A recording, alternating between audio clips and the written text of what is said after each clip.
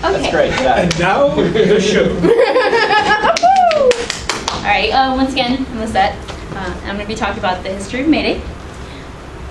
Now, I'm sure all of you guys know what May Day is because, you know, you're involved in the left. But most people that I know will talk to them about May Day and they're like, oh yeah, maypoles, you know. This is what they think about, you know. And if you read anything in the newspaper, it'll probably talk about the origins of May Day and the pagan roots that it has. As a pagan holiday, it's quite old. It's known as Beltane, and it was designed as a holiday to promote and celebrate fertility. So basically, like in the cold winter months, you know, spring is here, everybody wants to get busy. Pagan roots, I mean, somehow all the pagan stuff has to do with like getting busy. And the symbolism that is associated with it is, you know, dancing around the maypole, young women with flowers, and kind of what you see here. But to us, it means something else. May 1st is International Workers' Day, and it commemorates the historical struggle of working class people throughout the world. It's actually recognized as a holiday in like 66 countries, but its origins are here, but it's not recognized here or in Canada. Yeah. Huh? Oh. Should I need like... No, that's good. That's good. So May Day starts with the fight for the 8-hour workday. Oh, well, that's not the slide. So a lot of people ask, at least my husband asks, well, wait, Workers' Day, isn't that the same thing as May Day? But no, it's not. You know, actually, there's a lot of history behind May Day, and that's one of the reasons why our government changed the holiday. In an attempt to raise the history and significance of May Day, the United States government gave us Labor Day, a holiday devoid of any historical significance other than three-day holiday weekend at the end of the summer. And they actually made May Day Law Day. It's not surprising that the government, businesses, leaders, mainstream union leaders, and media would want to hide the true history of May Day, because it has a much more radical history. So, May Day originated with the fight for the 8-hour workday. 8 hours for work, 8 hours for rest, 8 hours for what you owe. Some history about the fight for the 8-hour workday. Actually, in 1867, Illinois enacted the first 8-hour law, but a lot of employers, they just didn't comply. They just went around it. So in 1878, Albert Parsons became the secretary of Chicago's 8-hour league. With a lot of people, they were working 10, 12, 14-hour days. Support for this 8-hour workday idea just grew really fast. So, in 1884, the Federation of Organized Trade and Labor Unions passed a resolution stating 8 hours would constitute a legal day's work from and after May 1st, 1886, and that they decided that they would accomplish this with a general strike, which is a general strikes everybody, not just like one part of workers. Everybody strikes, no school, no work, nothing. At the heart of the movement was the International Working People's Association. And what they believed, they were actually like an anarchist union, and they believed in using education, direct action to create a free and revolutionary society based on the end of capitalism, the end of inequality based on class, race, and sex, where working and oppressed people and communities were able to participate and have a meaningful voice in society. They're sometimes known as the Black International, made up of anarchists, revolutionary socialists. Basically, it started because of their disdain for electoral politics and the way that they were trying to fight for the 8-hour workday, but it wasn't happening through the regular legislative means. And it started in England, in London, I believe in 1881, but in the United States it started in 1883, and it reached its peak of 5,000 members, and many of them were immigrants as well. And they had a lot of a lot of influence at that point. I mean, they were publishing stuff daily in multiple languages, weekly. You know, the other big union at that time was the Knights of Labor, but they were more like for like ballot box reforms, you know, where they were more direct action. And also they weren't really like secret about the fact that they wanted to abolish capitalism. You know, they were pretty out there about it. So by May 1st, the movement had gotten a lot of momentum. Throughout Chicago and throughout the United States, there was strikes. You know, between 300,000 and 1 million people participated in marches and parades on May 1st. Naturally, this made the capitalists kind of scared. So they were really terrified, and they really started, you know, getting the police to get hard on these people. So employers that opposed the 8-hour day, they often violently broke up the strikes, and they had like a private security. They were called Pinkertons, and they would basically just like beat up protesters, and you know, so there was a lot of like stuff going on between, you know, capital and people. They were just fighting for the 8-hour workday. Chicago Police Captain Bonfield, he felt that the troublemakers had to be dealt with really harshly. So you can see like a paper from them, and that's the jerk police chief. So, on May 3rd, 1886, police fired into a crowd of strikers at the McCormick Reaper Works Factory, killing 4 and wounding many. See, those are some photographs from the event. Illustration.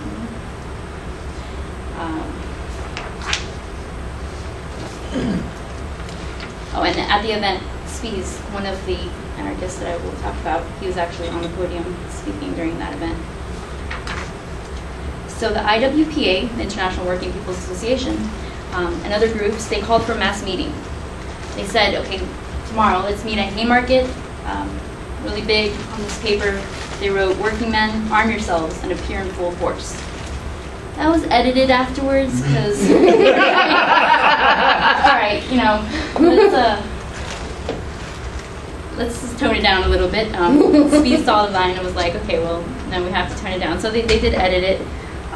But they got together. It was printed in German and English, and it said, you know, police had murdered the strikers on behalf of business interests, and so it urged workers to come out and to seek justice.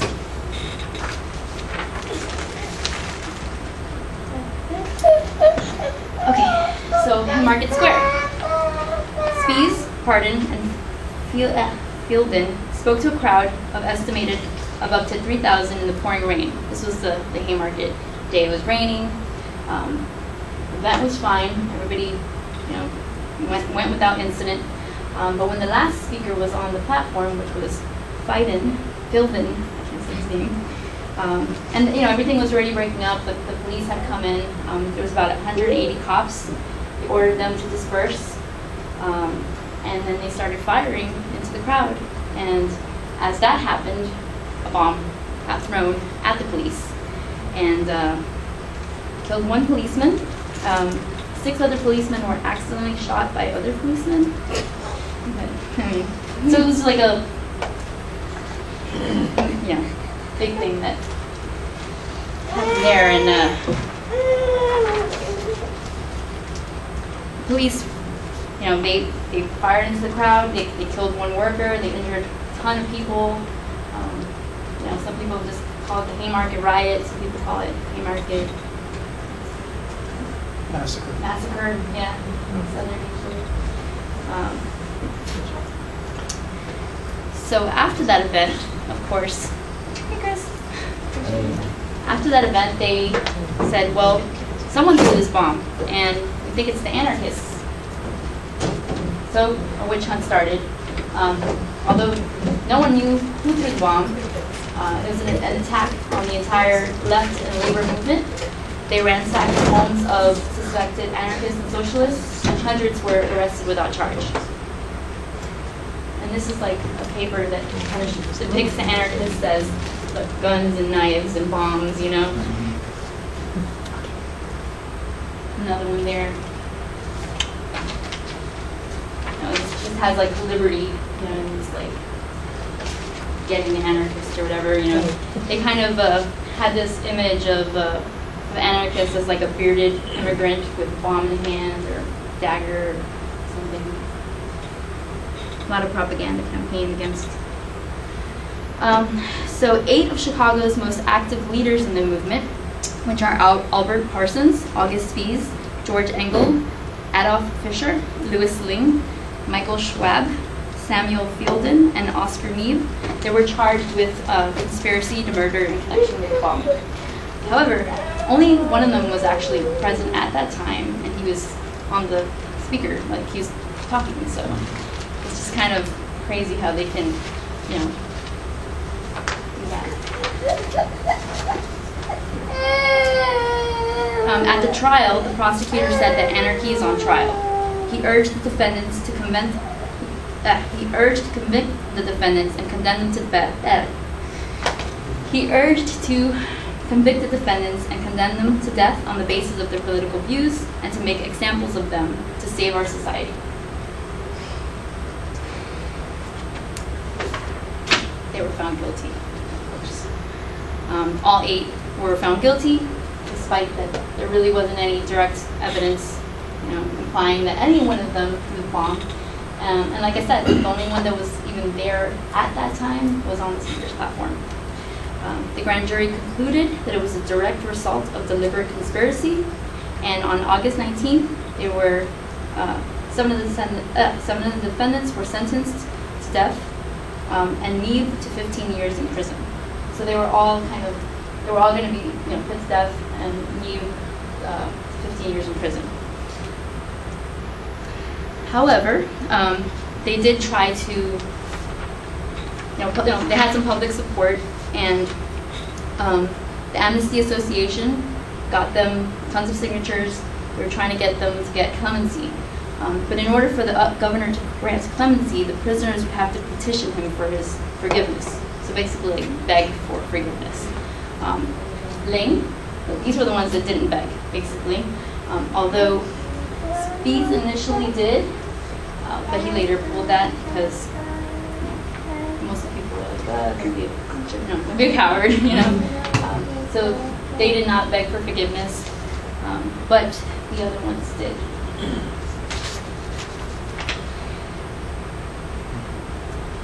Ling is one of them that he's actually like the youngest and the most militant one, and also the most hot.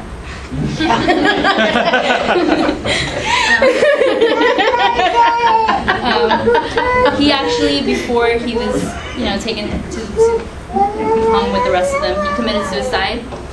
He used a blasting cap that was smuggled to him by a fellow prisoner. He put it in his mouth, and he lit it up at 9 o'clock and blew off his lower jaw. Died hours later.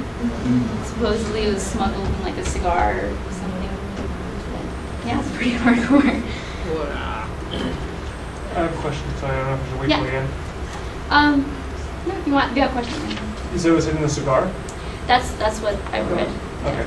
I was wondering if maybe it was thought of as an actual cigar and he didn't know there was a blasting cap. Oh no, and there was other explosive devices found, I think, like 4 other ones. Gotcha. Yeah. Go for cooking. All right. So, 4 of the Chicago anarchists were hanged in Cook County Jail on November 11, 1887. It was Spies, Parson, Fielden, and Engel. They were hanged at noon. They were taken to the gallows in white robes and hoods. They sang Marseillaise? Marseillaise. Yes. How do you say that? Marseillaise. Marseillaise, I can't. Then the anthem of the International Revolutionary Movement. Family members, such as Lucy Parsons, which was Parsons' wife, she was trying to see him for the last time, and they had to search her, and they were giving them everybody so much trouble just to see him. And according to witnesses, moments before the men were hanged, Spies shouted, "The time will come when our silence will be more powerful than the voices you throttle today."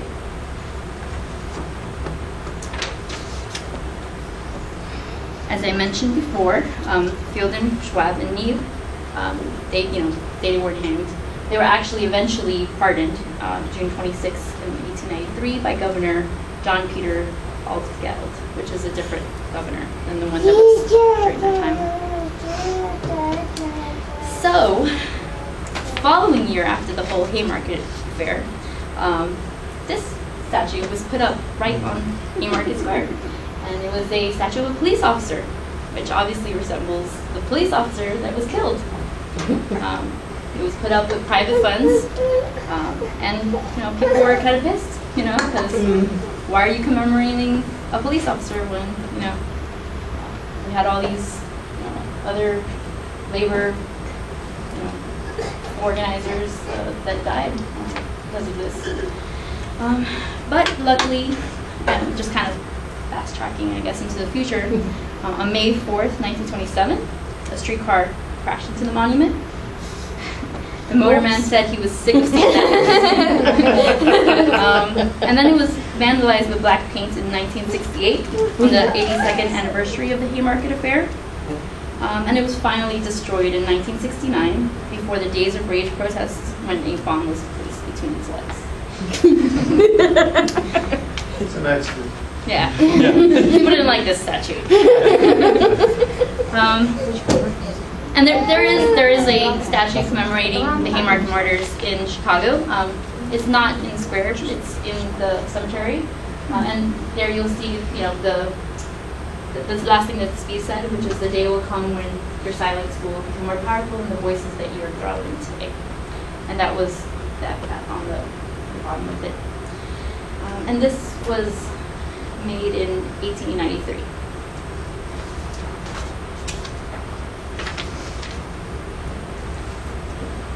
So the Haymarket affair, overall, it was kind of a temporary setback for the labor movement, because it did put a lot of radicals in a bad light, but it also strengthened the resistance, and a lot of people were inspired by this.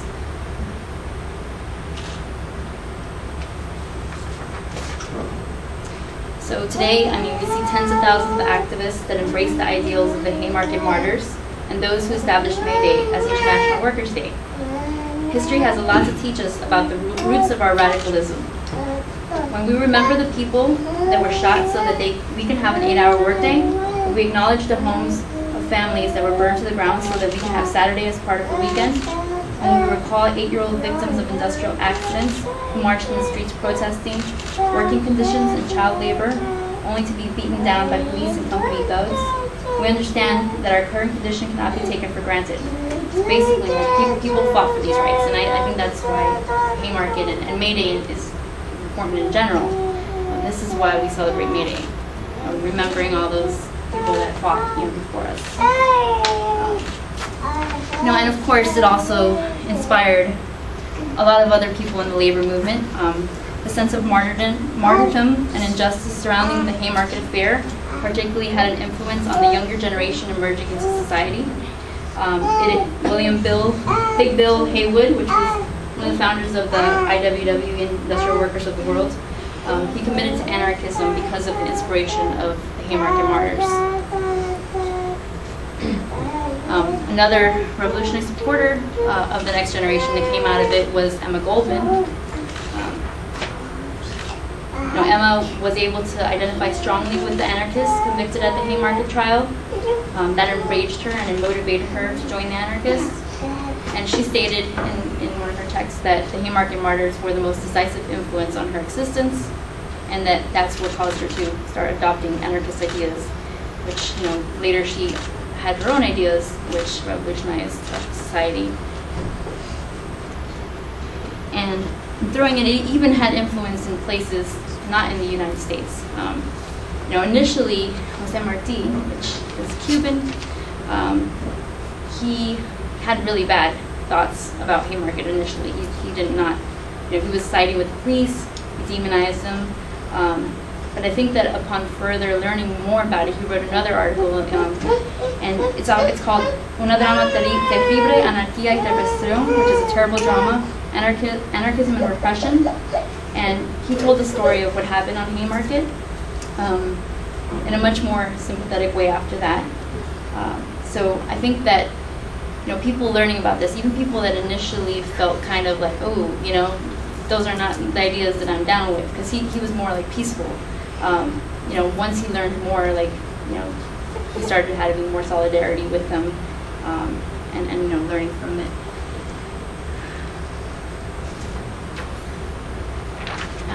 And so I'm going to leave you with actually a quote that I thought from Jose Marti that was really nice. It said that the working class of the world will bring them back to life every 1st of May. I thought that was kind of cool. So let's bring them back to life. See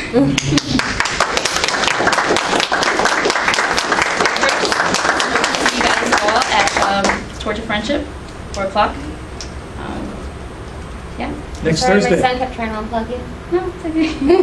You can bring him. Oh, I plan to. Okay. Like Matt mentioned also, we have the open mic afterwards.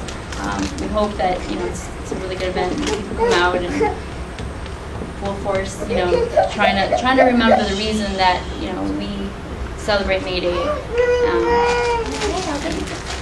Bringing that back to life, so to speak.